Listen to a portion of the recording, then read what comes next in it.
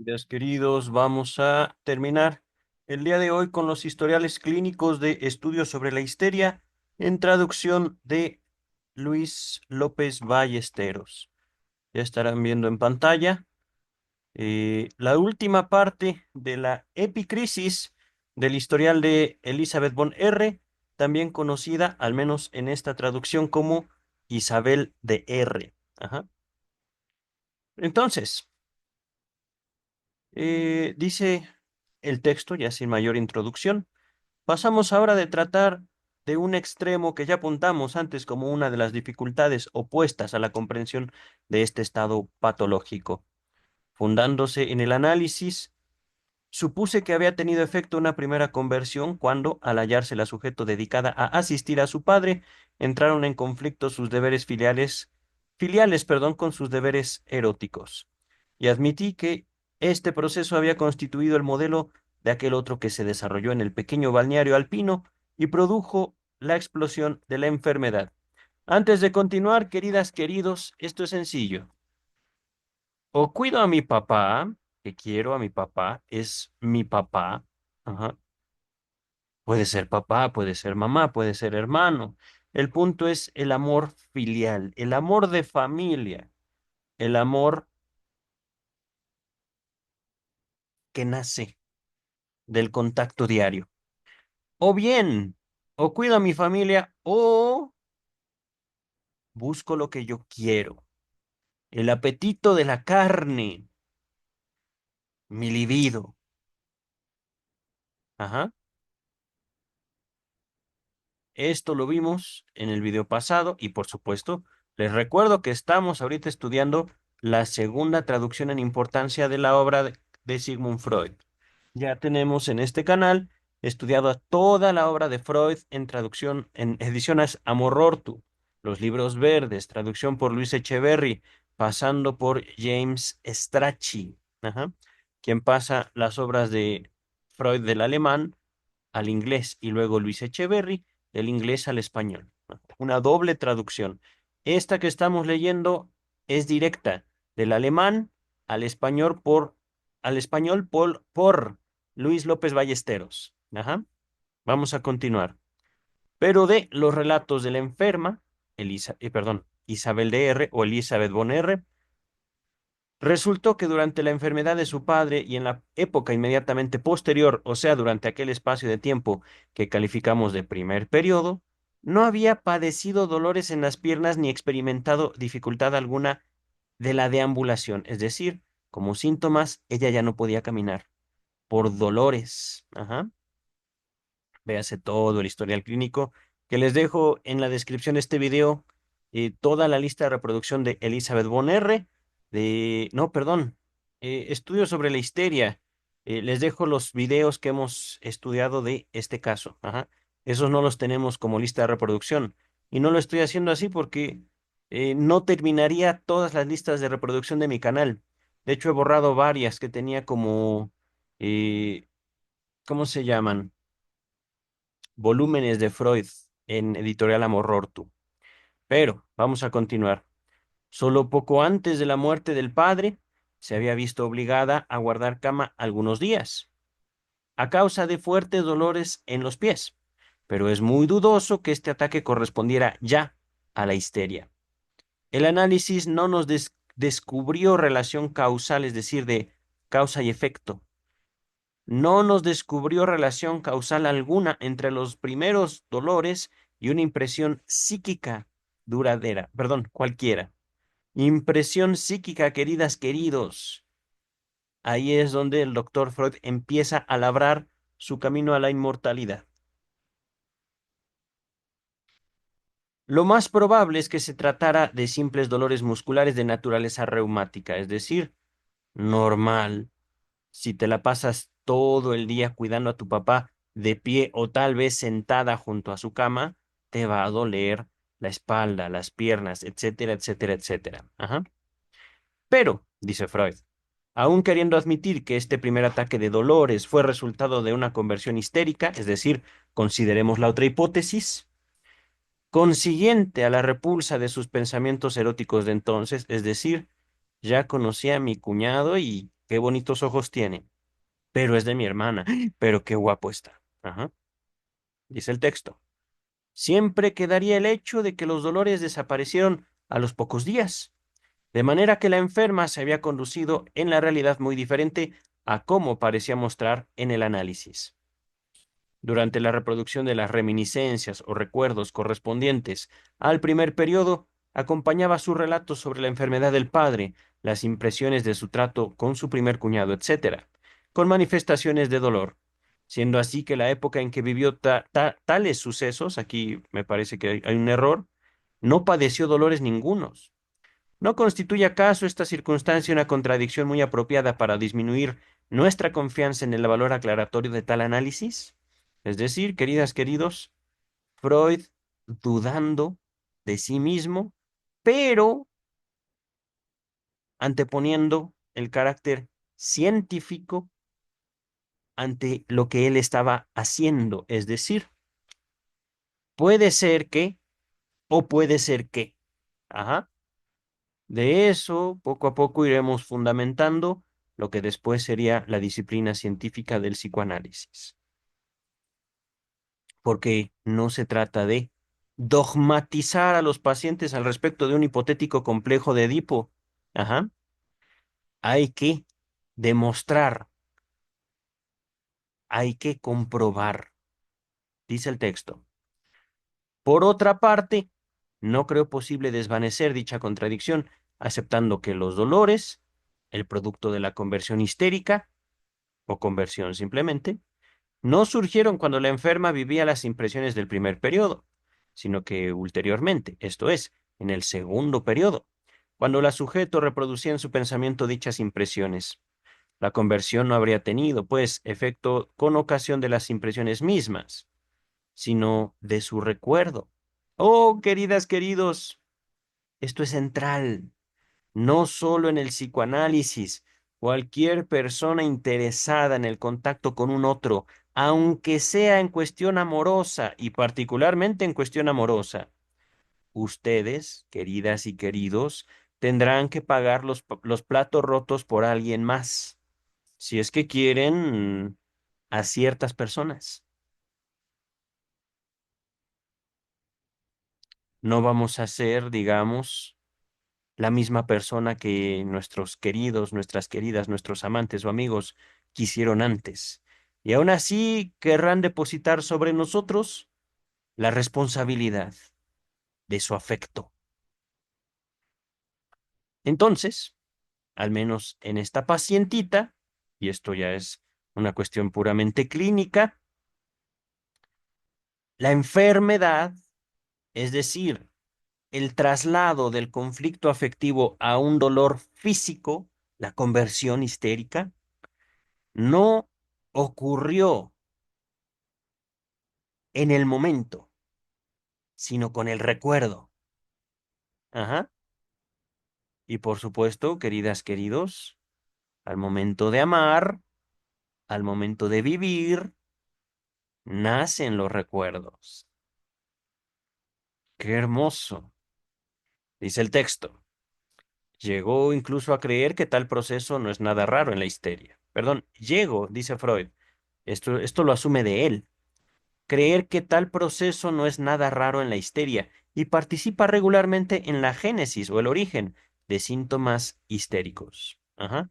Para aclararse la histeria, queridas, queridos, recuerden solo esta palabra, conversión. Esto es traslado de lo psíquico al cuerpo. El cuerpo está bien, la anatomía está bien, ¿verdad, doctor Freud? La salud, si no fuera por los síntomas, no se explicaría el origen de un conflicto, de una situación neurótica. Dice el texto, en apoyo de estas afirmaciones expondré algunos resultados de mi experiencia analítica. En una ocasión me sucedió que durante el tratamiento analítico de una paciente histérica presentó esta un síntoma nuevo, circunstancia que me ofreció la oportunidad de emprender la supresión de un síntoma, ya desde el día siguiente a su aparición. ¡Wow! Incluiré aquí la historia de esta enferma en sus rasgos esenciales. Historia bastante sencilla, pero no por eso menos interesante. La señorita Rosalía H., de 23 años, que desde años atrás, venía estudiando canto con el fin de dedicarse a este arte. Se quejaba de que su voz, muy bella, por cierto, no le obedecía en determinados tonos, sintiendo entonces una especie de opresión en la garganta, es decir, determinados tonos, tonos altos o bajos, no sabemos. Ella siente esto, opresión en la garganta. Por este motivo no le había permitido aún su maestro salir a escena. Dado que solo los tonos medios presentaban tal imperfección, ¡qué raro! No podía esta paciente atribuirse a un defecto del órgano vocal, es decir, la imperfección, perdón. Repito, dado que solo los tonos medios representan tal imperfección, no podía esta imperfección atribuirse a un defecto del órgano vocal. Es que miren, queridas, queridos, lo difícil del canto, dependiendo de la persona, son los tonos altos o bajos. Uy, ¿qué hice? Tonos altos o bajos. Ajá. Pero los tonos medios, qué curioso. Es como si una persona, por ejemplo, tuviera una lesión una lesión en el tobillo y por supuesto al momento de querer correr le doliera, ¿no? O bien, caminando muy despacito también hay dolor. Pero en este caso, digamos, no es una cuestión de que cuando camino muy rápido, muy lento, no. Cuando camino a velocidad media. Entonces, por lo tanto, tengo que estar corriendo siempre. Es rarísimo algo así. Entonces, queridas, queridos, dice el texto, unas veces todo iba bien y el maestro se mostraba satisfecho y esperanzado. Pero enseguida, a la menor excitación, la sujeto a la menor excitación de la paciente o de la sujeto, e incluso sin causa ninguna aparente, surgía la opresión, impidiendo la libre emisión de la voz. No era difícil reconocer en esta perturbadora sensación una conversión histérica. Lo que no pude comprobar es si realmente se producía una contractura de las cuerdas vocales. Nota 79. He observado otro caso en el que una contractura de los maceteros hacía imposible a una cantante el ejercicio de su arte. La sujeto se había visto impulsada a dedicarse a la escena por penosos sucesos de orden familiar. Una vez ensayaba en Roma, hallándose muy emocionada, muy excitada. Experimentó de repente la sensación de no poder cerrar la boca al terminar de emitir una nota, y cayó desvanecida al suelo. Desmayos. El médico a quien mandaron llamar le cerró violentamente la boca, pero a partir de ese momento quedó imposibilitada la sujeto de separar las mandíbulas arriba del ancho de un dedo. Uf, y tuvo que renunciar a la profesión recientemente elegida. Cuando varios años después acudió a mi consulta, había desaparecido, sin duda, largo tiempo las causas de aquella excitación, pues un breve masaje durante una ligera hipnosis bastó para devolver a sus mandíbulas su juego natural. Posteriormente o ulteriormente, la sujeto ha vuelto a dedicarse al canto. Mira, un ligero masaje directamente en la mandíbula. Ajá. Continuamos con el texto. En el análisis hipnótico me reveló esta paciente las circunstancias personales que siguen y con ellas las causas de sus padecimientos. Huérfana, muy desde niña, fue acogida por una tía suya, cargada de hijos, y entró de este modo a formar parte de un hogar nada dichoso. El marido de su tía, hombre de personalidad claramente patológica, trataba con rudeza y grosería a su mujer y a sus hijos, y perseguía con fines sexuales a todas las criadas que en la casa entraban. Intemperancia, es decir, molestia, que que se iba haciendo cada vez más repugnante conforme los niños eran mayores.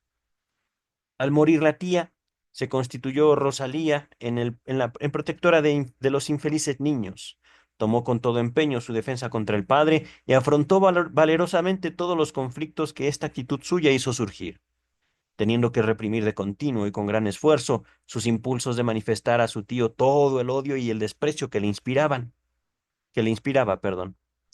Por esta época comenzó ya a sentir opresión en la garganta.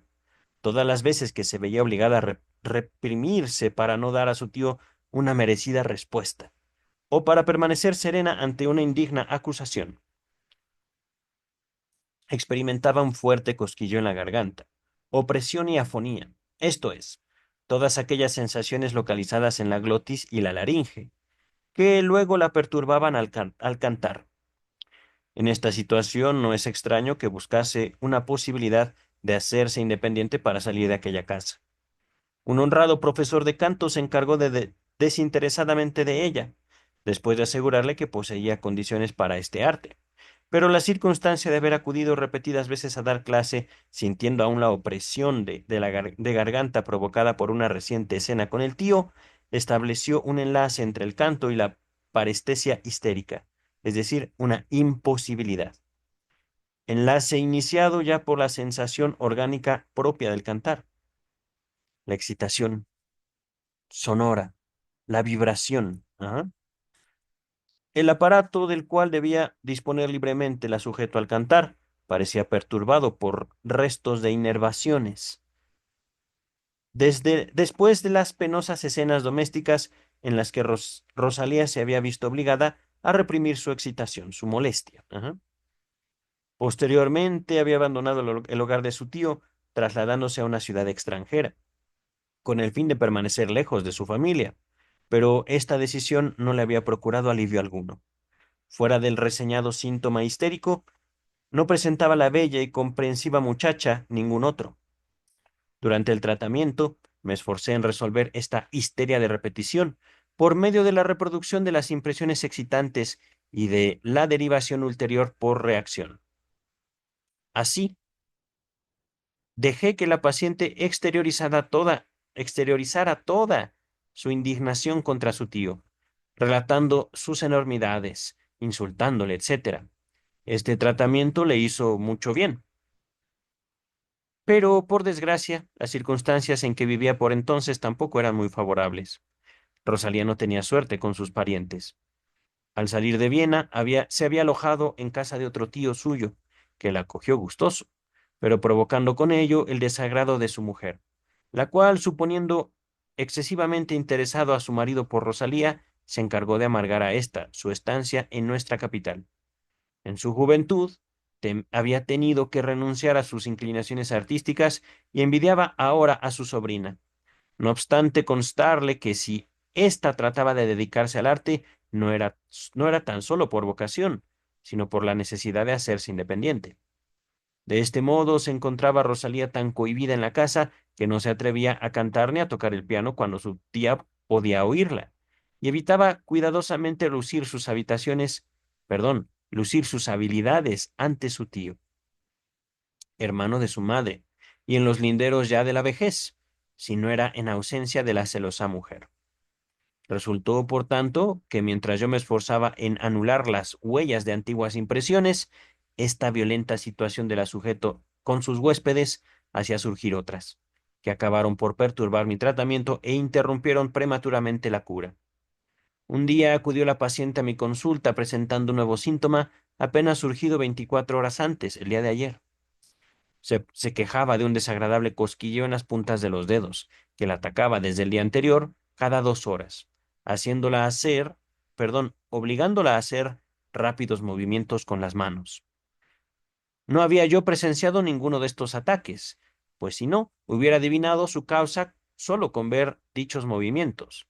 Pero emprendí en el acto el análisis hipnótico encaminado a descubrir los fundamentos del nuevo síntoma, o en realidad del pequeño ataque histérico. Antes de continuar, una pequeña observación. Fíjense cómo Freud sigue usando como una herramienta básicamente central en su abordaje la hipnosis. Ajá.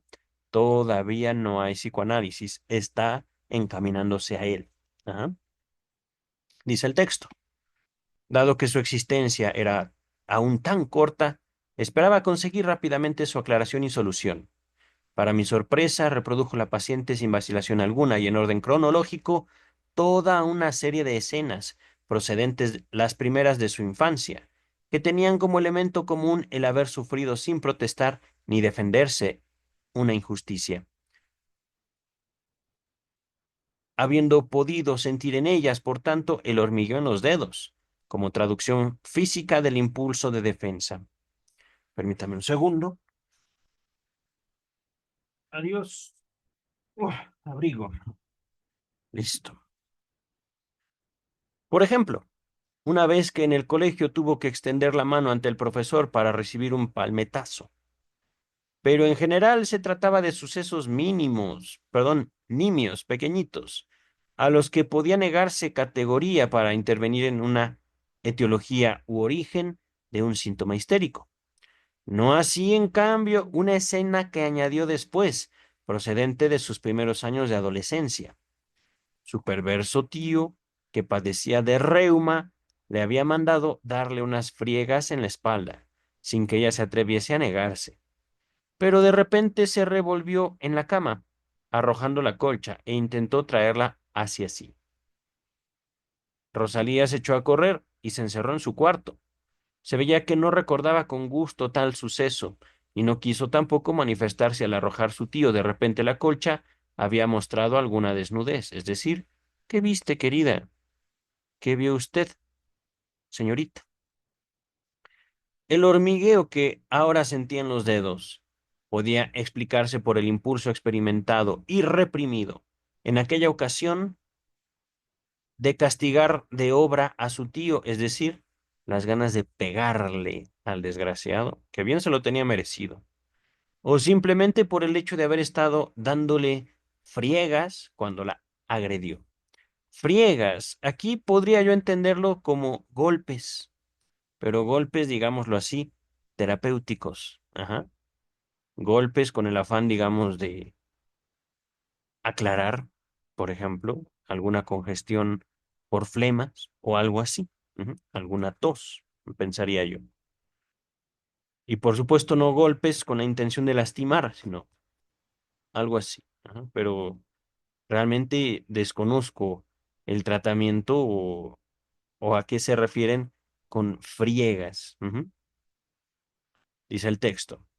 Solo después de relatarme esta escena, comenzó a hablarme de la que hubo de desarrollarse en el día anterior, y a continuación de la cual había aparecido el hormigueo en los dedos, como símbolo, como representación de la memoria, símbolo némico. Ajá. Su otro tío, aquel con el cual vivía ahora, le había pedido que le cantase algo. Rosalía se sentó al piano, claro, dedos, creyéndose ausente su tía. Pero de repente la sintió venir y con rápido movimiento cerró la tapa del instrumento y se alejó de sí el libro de música. No es difícil adivinar qué recuerdo surgió en ella y cuál fue el pensamiento que en aquel instante reprimió. Seguramente la indignada protesta contra la injusta sospecha que la hubiera impulsado a abandonar aquella casa, si el tratamiento no le obligase a permanecer en Viena, donde no tenía otro sitio en el cual hospedarse. Durante la reproducción de esta escena en el análisis, repitió el movimiento con los dedos y pude observar que era como el de quien rechaza de sí, real o figuradamente, un objeto o una imputación, acusación. Podremos decir algo así como, ajá, afuera, lejos. Ajá. La sujeto afirmaba con toda seguridad que aquel síntoma no se le había presentado jamás antes, ni siquiera por ocasión de la escena primeramente relatada. Habíamos, pues, de admitir que el suceso del día anterior había despertado el recuerdo de otros análogos o parecidos, constituyéndose luego un símbolo némico, valedero para todo este grupo de recuerdos. La conversión había recaído, pues, tanto sobre el afecto reciente como el recordado. Lógica. Ajá. He ahí la lógica que después se traduciría, queridas y queridos, en la interpretación de los sueños. Símbolo, sustitución. Y por supuesto, después Freud anexaría, agregaría otros fenómenos. La condensación. Ajá.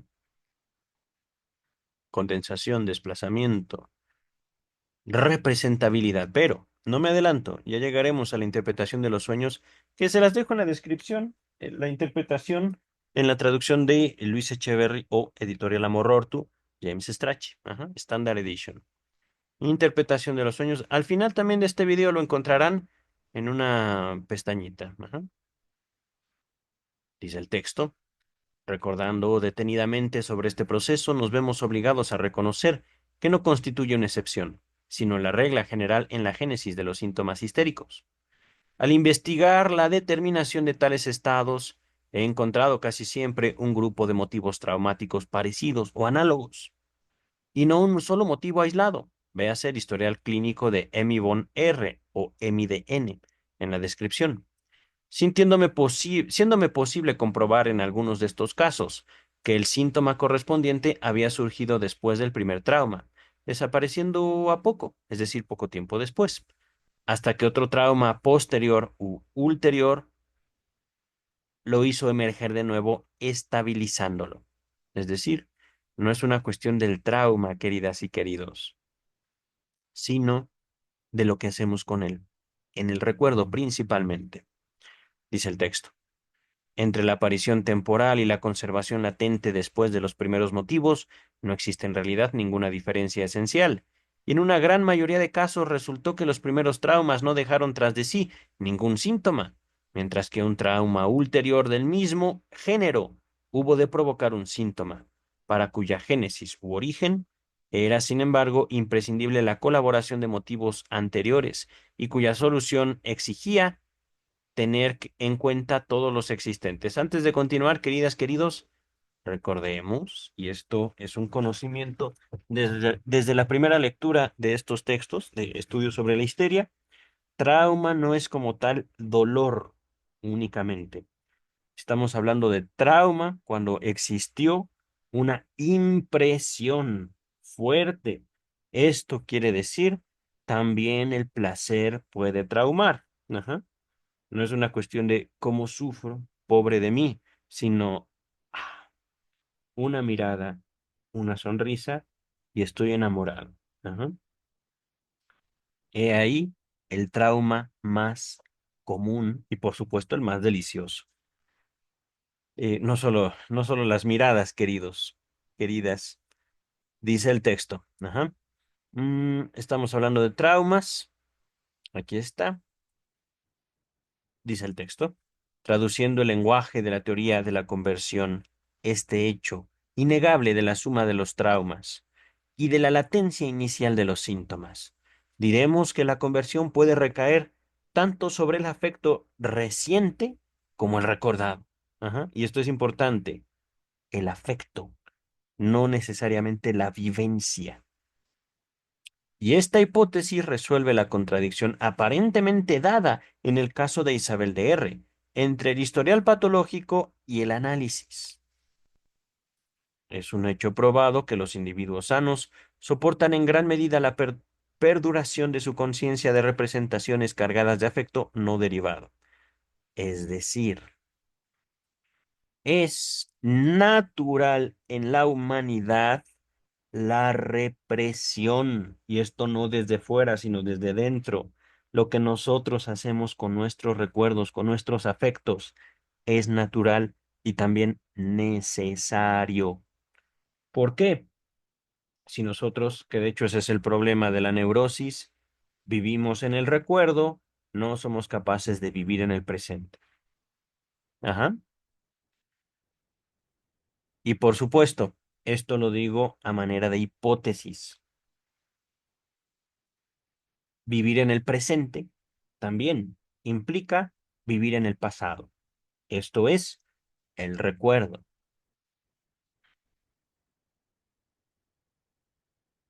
El recuerdo nunca se va.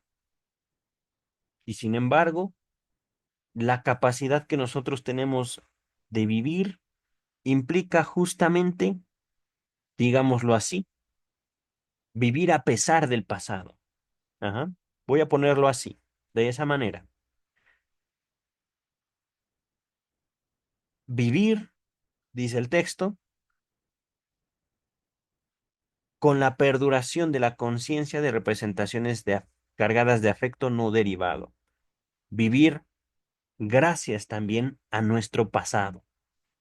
Dice el texto, la afirmación que antes he defendido se limita a aproximar la conducta de los histéricos a la de los sanos, que ahí es justamente lo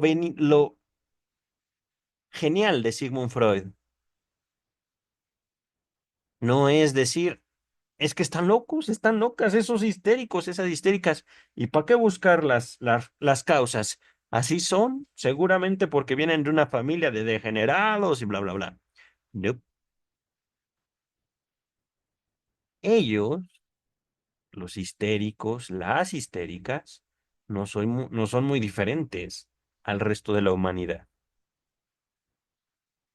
Todo depende de un factor cuantitativo de cantidad, intensidad. Ajá.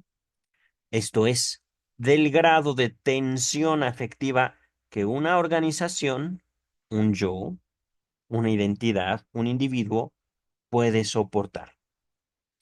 También el histérico puede mantener sin derivar cierto monto de afecto. Cierto montante ahí dice, pero es monto, ajá, cierta cantidad de afecto. Pero si este montante crece en ocasiones parecidas a las que lo hicieron surgir, hasta superar la medida que el individuo es capaz de soportar, queda dado el impulso para la conversión. No es, por tanto, ninguna arriesgada hipótesis, sino casi un postulado el que la formación de síntomas histéricos puede también tener afectos sobre, puede también, puede tener también afecto sobre la base de los afectos recordados. Creo que aquí está equivocado, debe ser efecto. A ver, vamos a ver.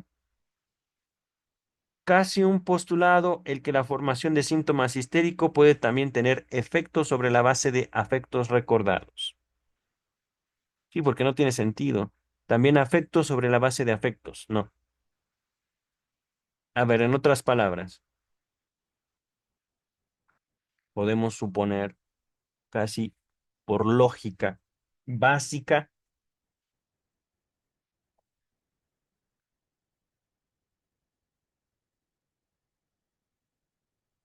que así como el síntoma me sirve como un mecanismo de defensa en contra de estímulos que yo considero desagradables,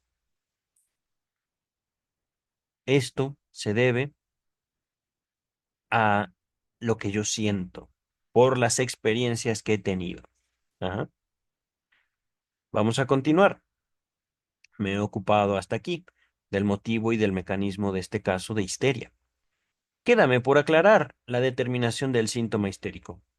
En efecto, ¿por qué fueron los dolores en las piernas los que precisamente se arrojaron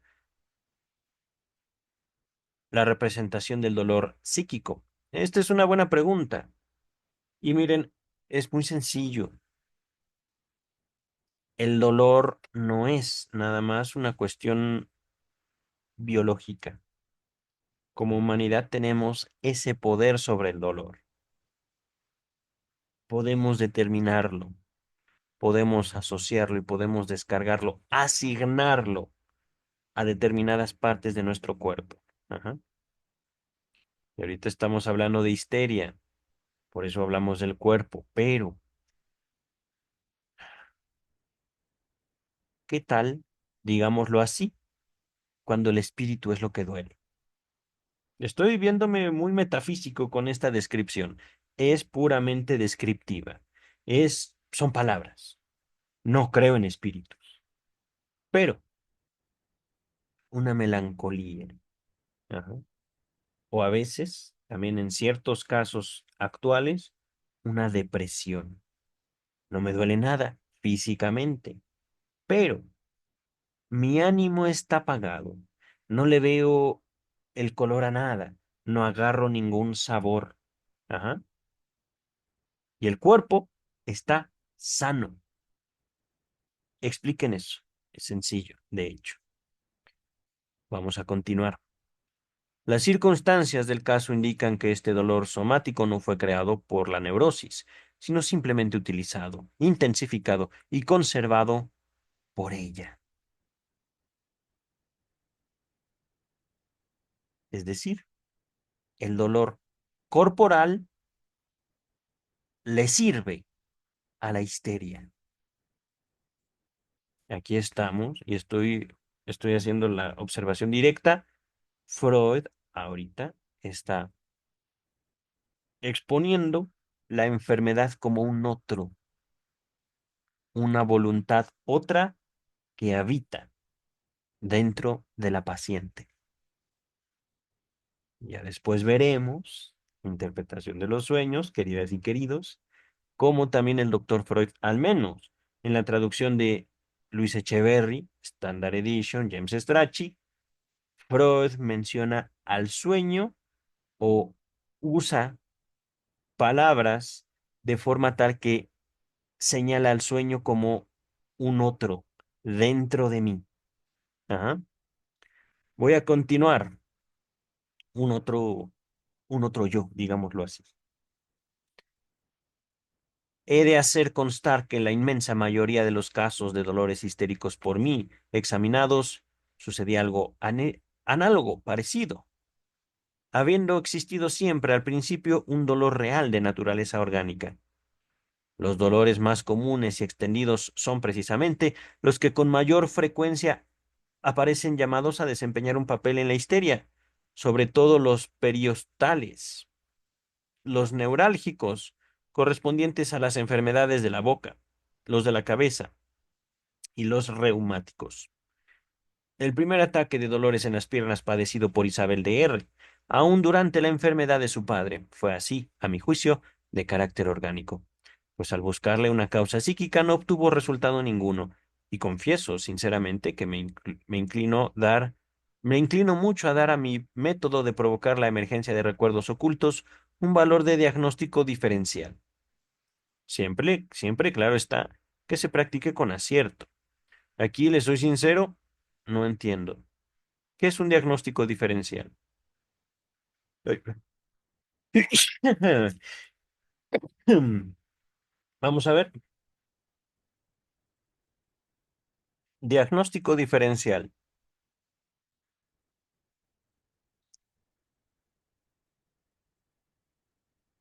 El diagnóstico diferencial es un proceso que ayuda a los profesionales de la salud a identificar la causa más probable de una enfermedad en un paciente.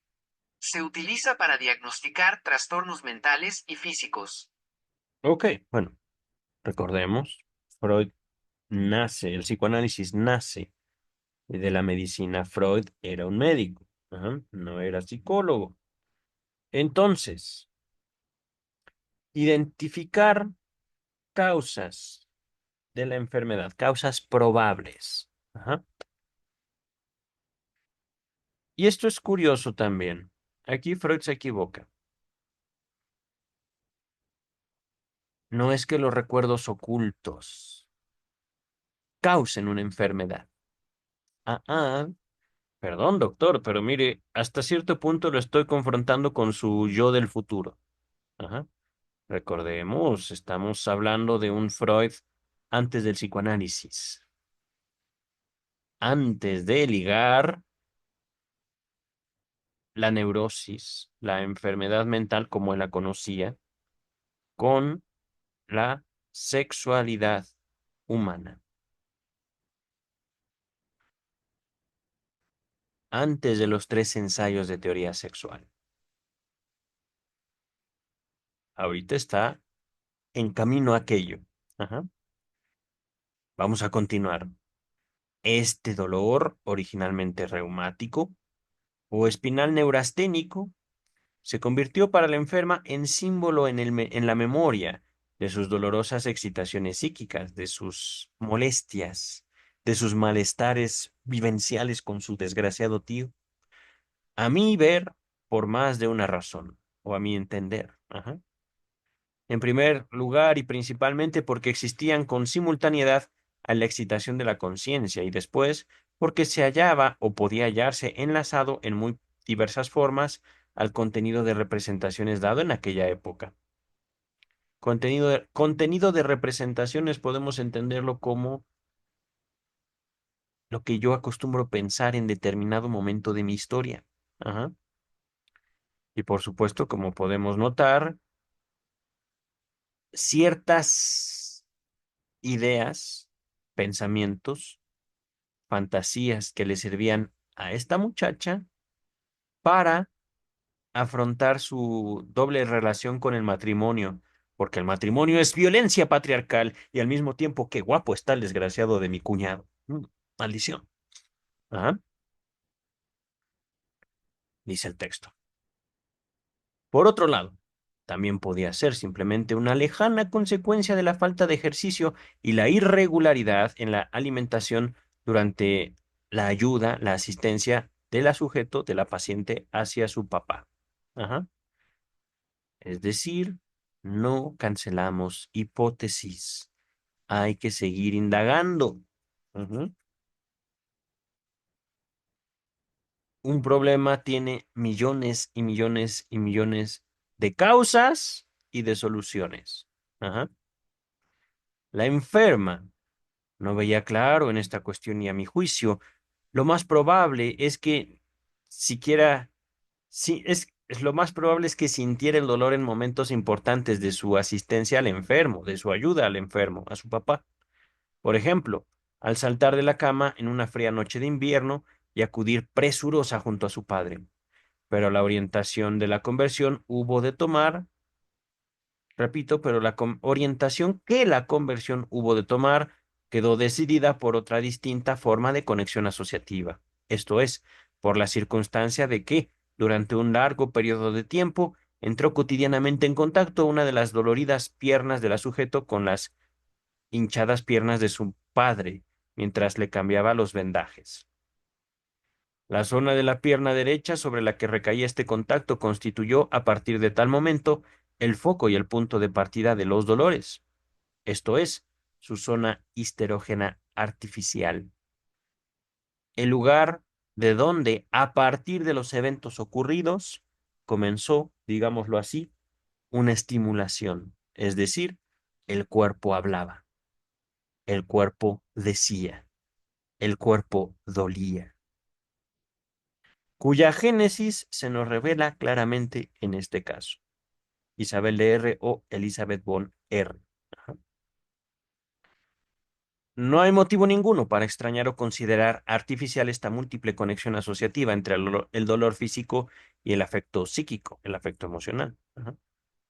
En aquellos casos en los que no existe una tan múltiple conexión, tampoco se forma síntoma histérico ninguno, ni encuentra la conversión camino por el que desarrollarse.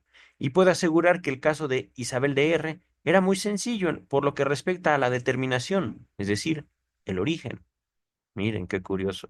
Yo lo veo dificilísimo, pero él lo ve sencillo. En páginas anteriores hemos descrito ya cómo se desarrolló la astasia abasia de nuestra enferma. No entraré mucho en detalles, digamos, eh,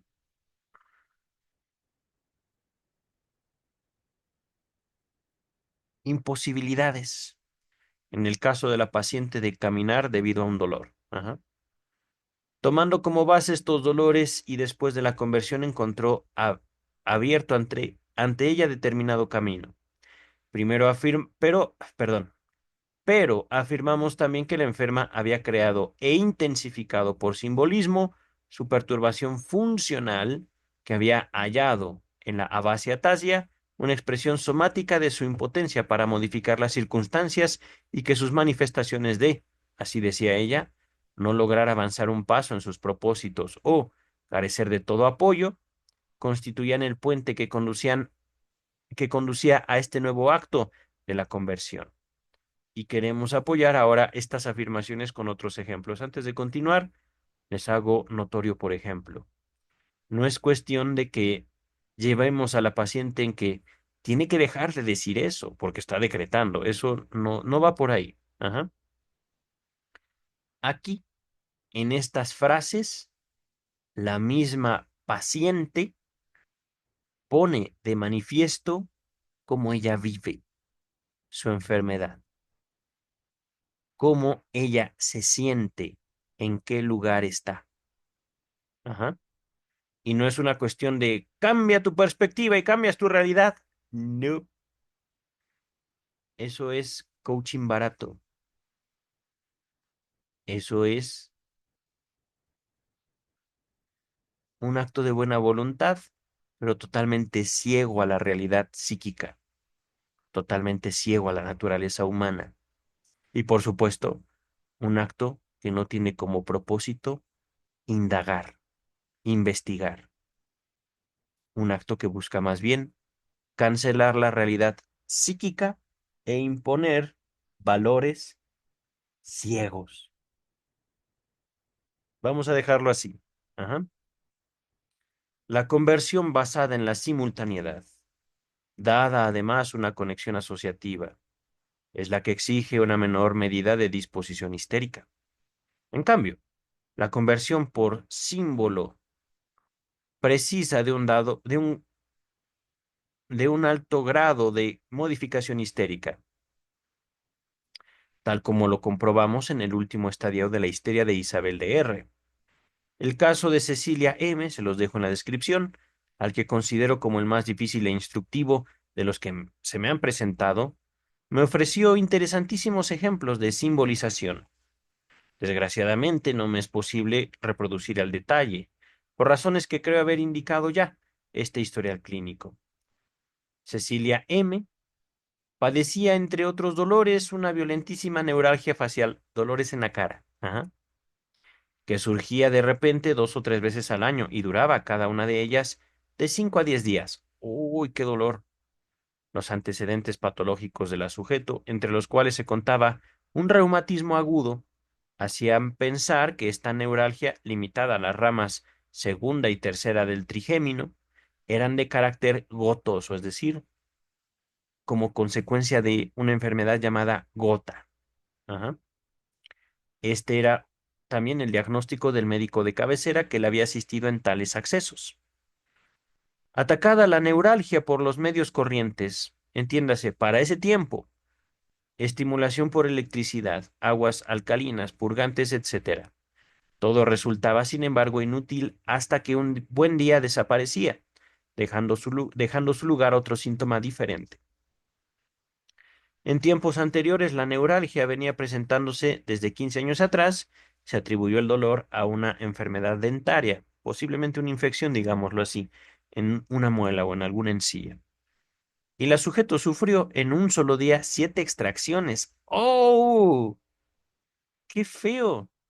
Algunas de las cuales fueron harto imperfectas, pues dejaron subsistiente parte de las raíces. ¡Ay! No, no, no, no me puedo imaginar ese dolor. Tampoco esta cruenta operación dio el menor resultado. La neuralgia, el dolor, duraba en esa época meses enteros. Uf, qué experiencia y vivencia tan terrible. También durante el tiempo de mi tratamiento llamaba a la sujeto cada vez que sentía la neuralgia, al dentista, el cual hallaba siempre alguna raíz enferma y comenzaba su trabajo, sin llegar en general a terminarlo, pues en tanto cesaba la neuralgia, cesaba la enferma de acudir a él. Es decir, no me duele, no voy. Ajá. Lógica humana. Si no me duele, no tengo problemas. Pero cuando tengo problemas, voy, pero también interrumpo el tratamiento.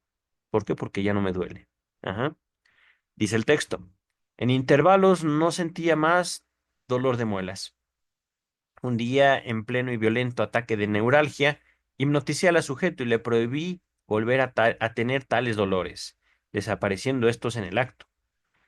Por entonces comencé yo a dudar de la autenticidad de tal neuralgia. Fíjense, si tengo una encía, una raíz de mis dientes herida, es normal que me duela, pero frente a tal dolor, primero que nada, una hipnosis y luego una prohibición durante la hipnosis, al caramba, ¿no? Después de todo.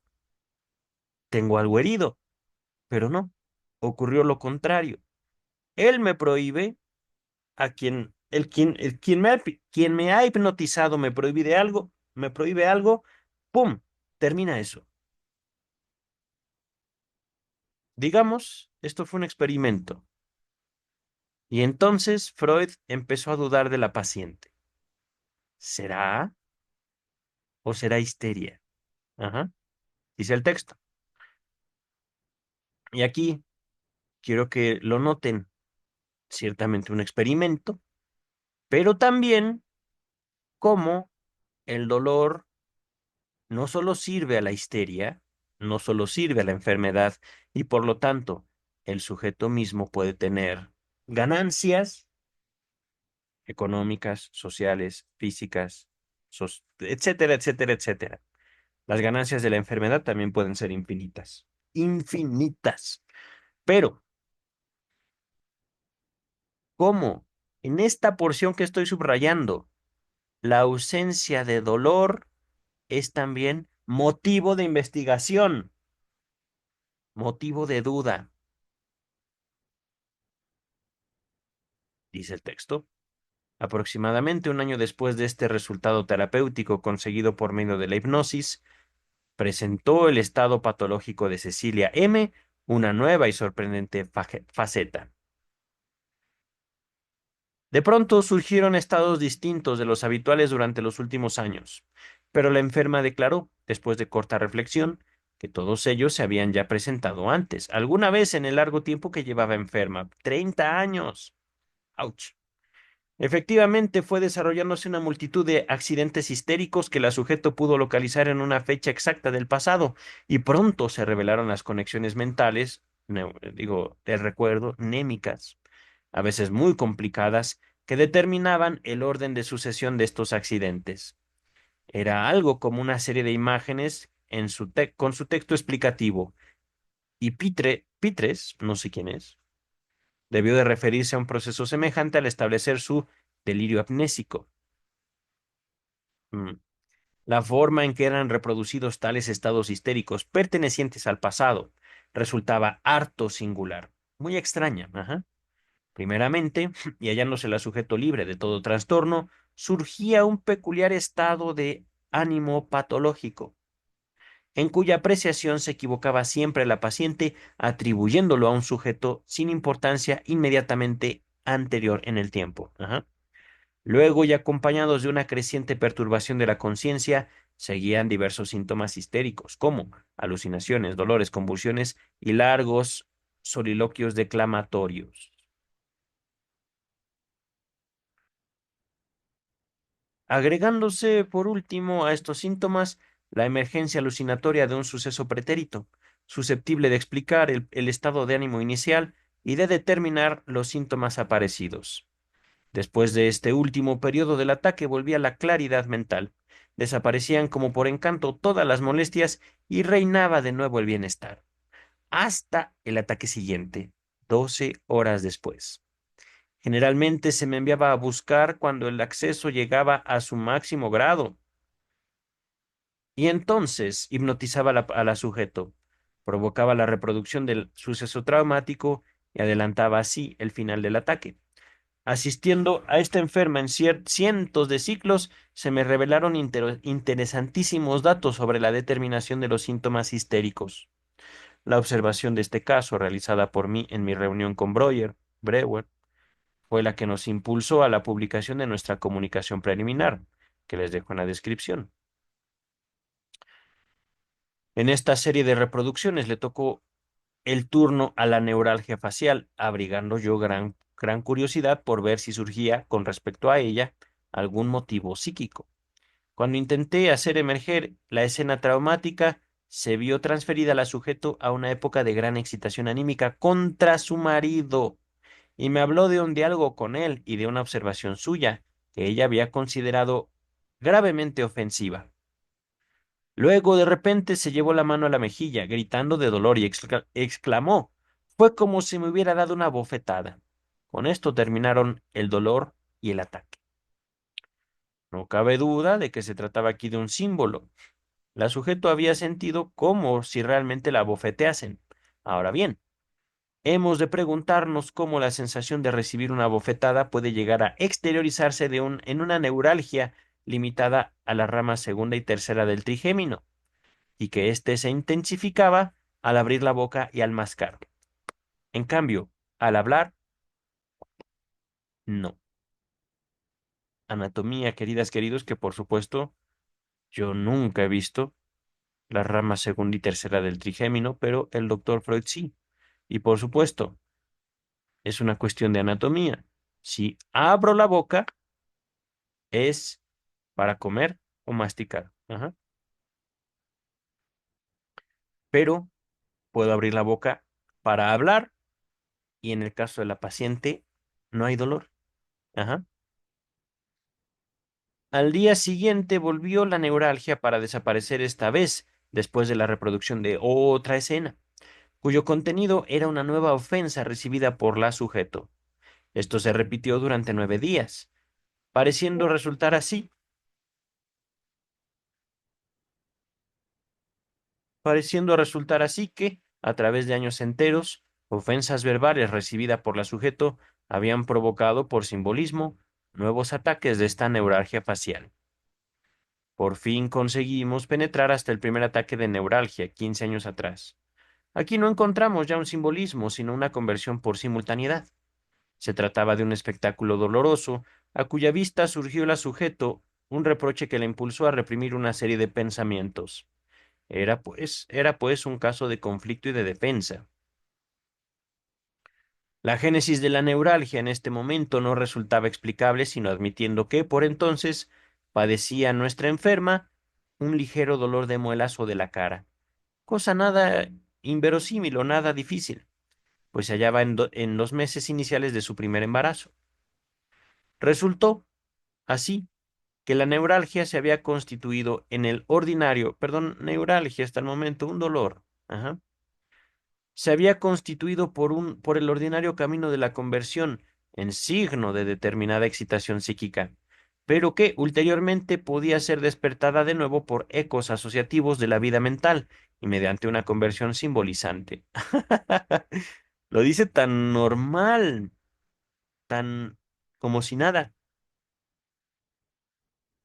Eso me provoca placer enorme, querido doctor Freud.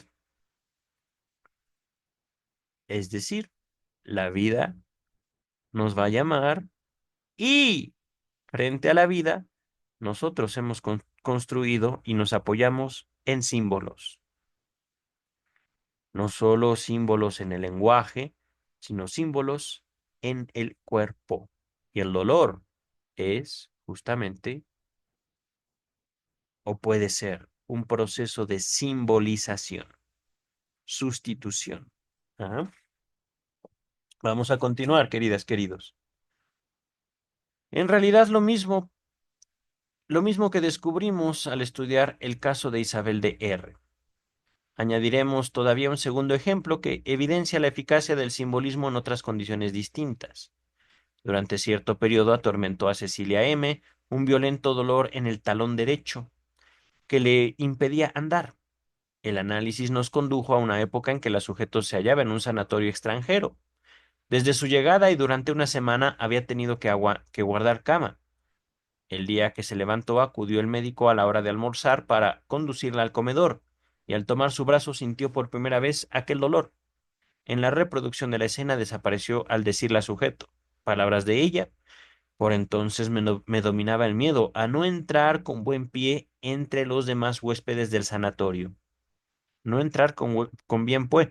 Debe ser una cuestión de la lengua alemana. Ajá. Aquí es que esta frase no tiene mucho sentido en español. Ajá. No dan una buena impresión, me parece. Pero vamos a ver. Este ejemplo de génesis de un síntoma histérico por símbolo, por simbolización, mediante la expresión verbal, parece inverosímil y hasta cómico. Pero examinando más detenidamente las circunstancias dadas en aquellos momentos, se nos hace enseguida un más admisible, más posible. Ajá.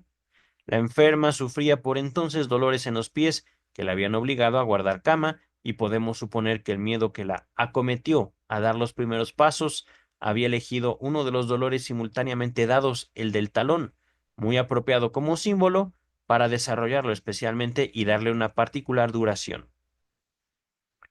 Si en estos ejemplos se nos muestra relegado a segundo término, como es lo regular, el mecanismo de la simbolización, sé también de otros que parecen constituir una prueba de la génesis de síntomas histéricos por simple simbolización. Uno de los más acabados es el que sigue, referente también a Cecilia M. Teniendo 15 años, estaba una vez en la cama bajo la vigilancia de su abuela, mujer enérgica y severa. De repente empezó a quejarse, diciendo sentir penetrantes dolores en la frente, entre ambos ojos, dolores que luego la atormentaron durante varias semanas. En el análisis de este dolor, que se produjo al cabo de casi 30 años, me refirió que su abuela la había mirado tan penetrantemente que sintió su mirada en el cerebro. ¡Wow! Por entonces, es que esto sí lo puedo decir no por tanto clases de anatomía, sino por cuestiones de migrañas a veces.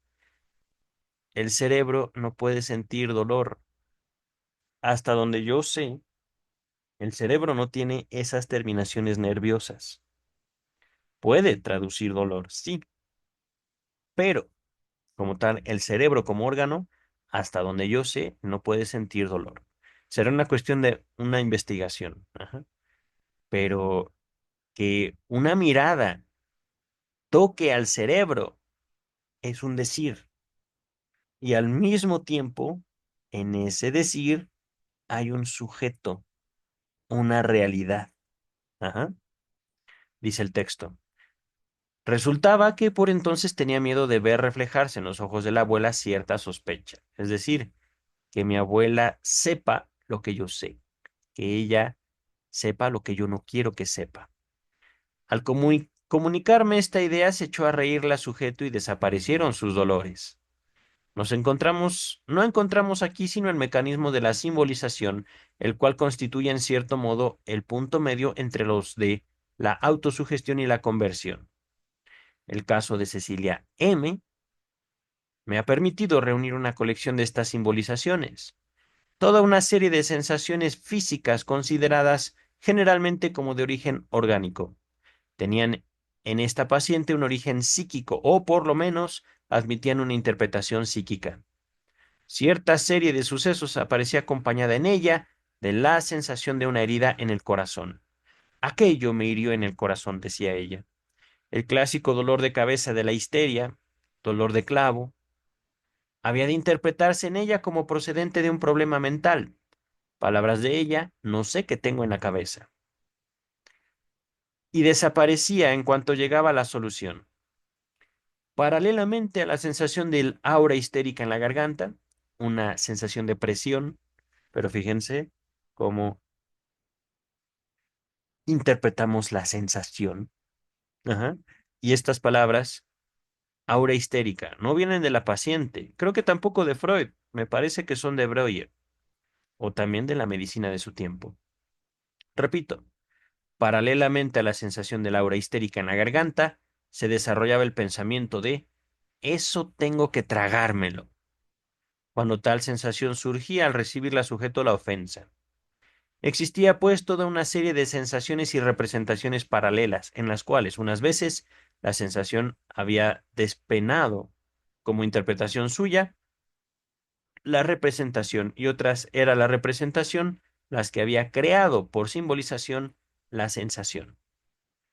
Por último, había ocasiones en las que no podía decidirse cuál de los dos elementos había sido el primario.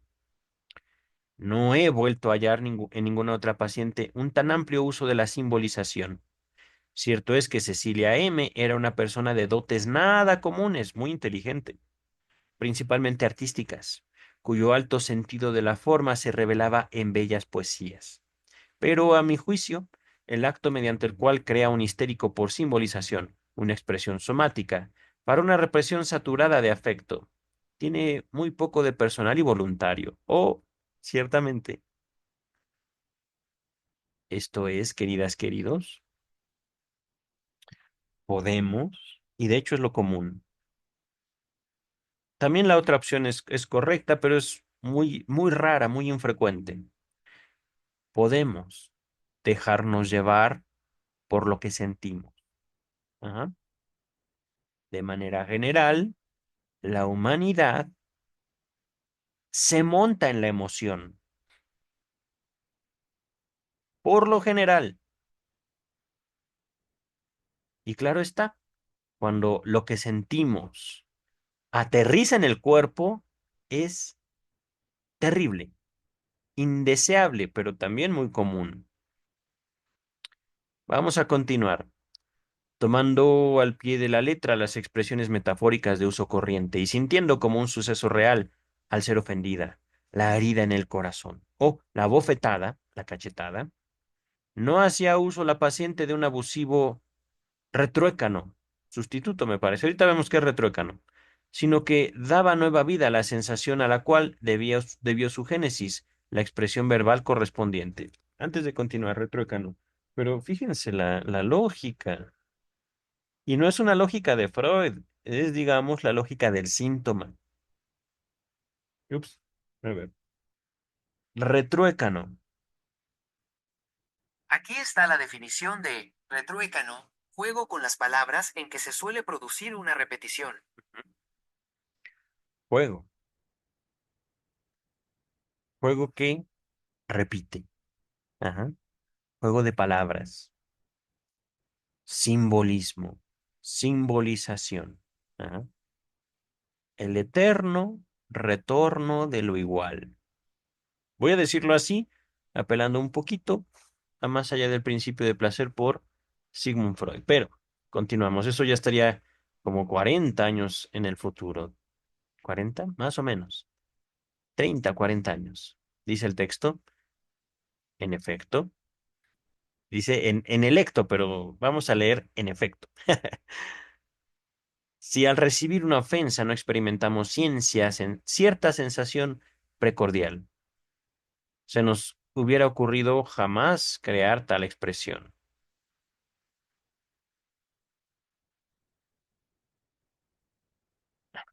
Es decir, el mismo lenguaje nos da cuenta del uso del cuerpo en la comunicación. Ajá, dice el texto. Del mismo modo, la frase tener que tragarse algo que aplicamos a las ofensas recibidas sin posibilidad de protesta procede realmente a las sensaciones de inervación que experimentamos en la garganta en tales casos. Es decir, la experiencia se traduce ahora a una frase. Ajá.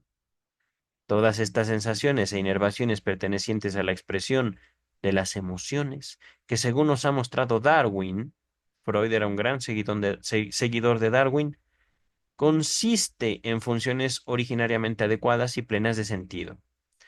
Estas funciones se hallan ahora tan debilitadas que su expresión verbal nos parece ya metafórica, comparativa. Ajá. Pero es muy verosímil que primitivamente poseyera un sentido literal. Es muy posible. Y la histeria obra con plena justificación al restablecer para sus inervaciones más intensas el sentido verbal primitivo. Incluso llego a creer que es equivocado afirmar que la histeria crea por simbolización tales sensaciones, pues quizá no tome como modelo los usos del lenguaje, sino que extraiga con él sus materiales de una misma fuente. Nota número 80. En estados de profunda modificación psíquica surge también una orientación del lenguaje hacia la expresión también, una orientación del lenguaje hacia la expresión artificial en imágenes sensoriales y sensaciones. No lo entiendo muy bien. Lo voy a dejar en pantalla. Mm,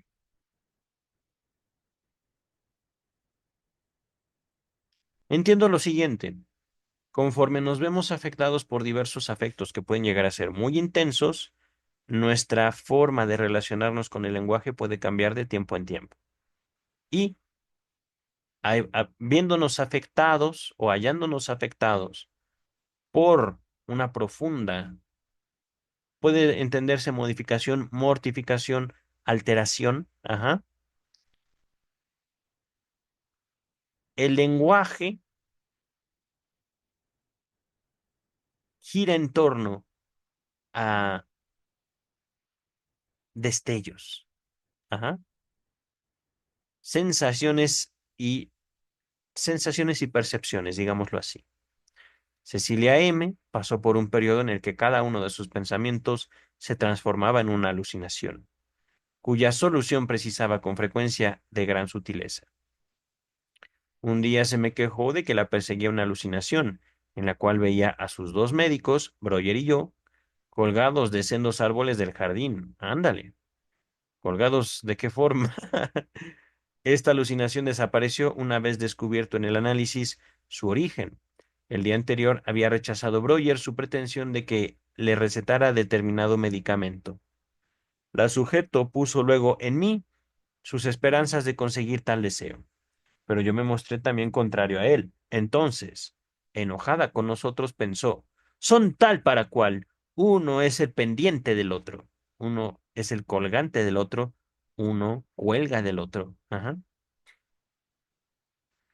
simbolismo, pero también deseo, dice el texto. Ahí terminamos, pero queridas, queridos, unas pequeñas omisiones, es solo una página, bueno, página y media. Y lo quiero introducir ahorita, a pesar de que son ahí sí casi 30 años después de escrito el historial clínico que acabamos de terminar. Hmm, me temo que buscar estos, claro está que podría, de hecho, miren, lo voy a dejar en pantalla.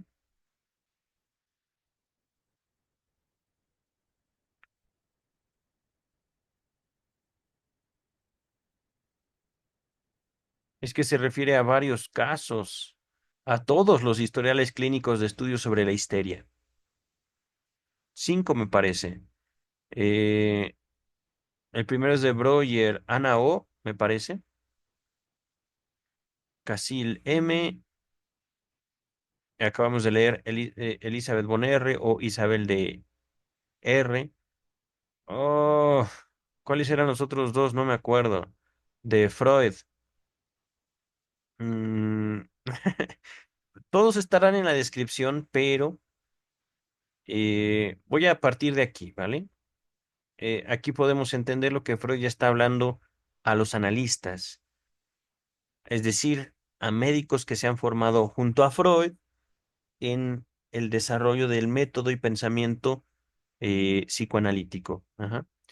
Recuérdese, empero, que este fue el primer caso en el cual apliqué sin restricciones el método catártico, en el caso de Emmy von N. De ahí que me incline por dejar a la exposición su forma original, por no adelantar ninguna de las críticas que hoy sería tan fácil hacerle, por renunciar a todo intento de colmar a posteriori las abundantes lagunas. Solo dos cosas quiero agregarle. Mi reconocimiento ulteriormente adquirido de el origen actual de la enfermedad y algunas noticias sobre su curso posterior. Cuando pasé, como ya he narrado, algunos días como invitado en su casa de campo, tuvimos un comensal. Tuvimos por comensal a un hombre que yo no conocía y que a todas luces se esforzaba por caerle bien a la dueña de la casa. Después de su partida, ésta me preguntó si dicha persona me había gustado, agregando como al descuido. Imagínese que ese hombre se quiere casar conmigo.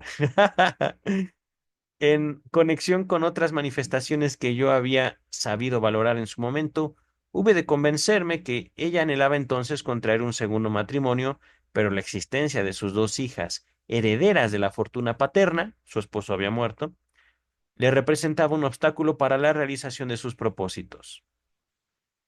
Varios, varios años después me encontré en un congreso científico con un renombrado médico oriundo de la misma región que la señorita Emmy, que la señora de Emmy. Ajá.